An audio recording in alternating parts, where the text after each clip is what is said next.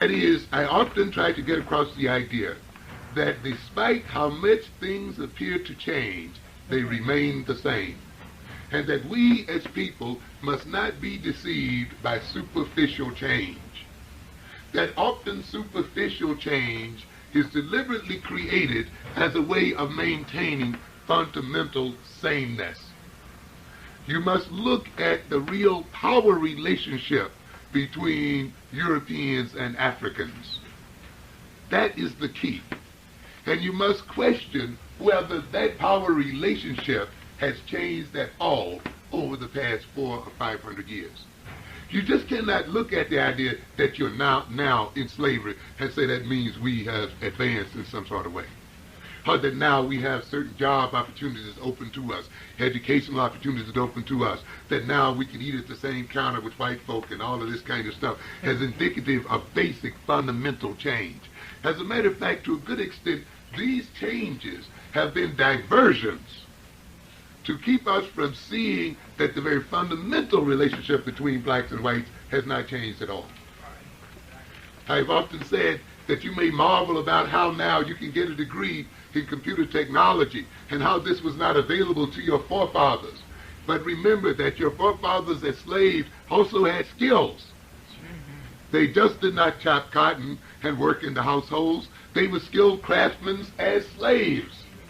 And in fact, at the end of slavery, there were more black craftsmen and skilled craftsmen in some areas than there were whites. But what was the fundamental relationship?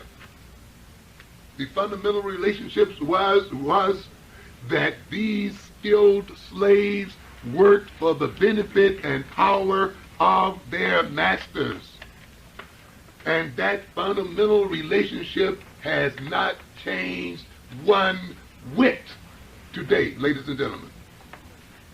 You do computer engineering, but you're going to do it for IBM, and you're going to do it for GE, and you're going to do it for some white man ultimately. It's the same game, ladies and gentlemen. You may hang out in the same office. You may even marry them. You may even sleep with them. You may eat with them. But the fundamental power relationship is what? Still the same. Still the same. It hasn't changed. And the thing you have to look at then are not those superficial changes, but the fundamental relationship. And there are several of them that you will see have existed for the past 300, 400, 500 years, and that are still pretty much where they are today.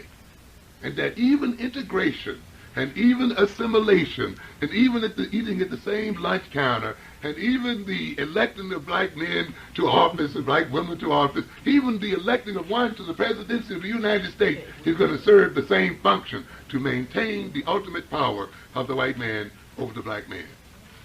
And therefore you cannot be deceived by those things.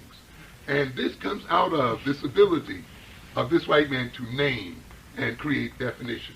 One of the books I would recommend for the reading list is the book White Over Black by Winthrop Jordan, a very copiously detailed book, and one I think you should certainly read, and I'll be indicating some others, of course. This one I'm sure is still around. I don't know whether this one is available in the general market.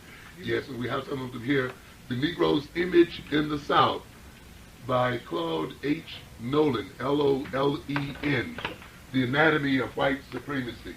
And of course the one that I intended to quote from extensively tonight, Frantz Fanon's book, Black Skin, White Mask, which I highly recommend that you read. And of course, while you're reading these now, read some others because they can be a bit depressing, but you want to look at them very closely. So, read Diop's African Contributions to Civilization, Pre-Colonial Africa, some Introduction to African Civilizations by Jackson, and some of the others are sort of, waited out a little bit.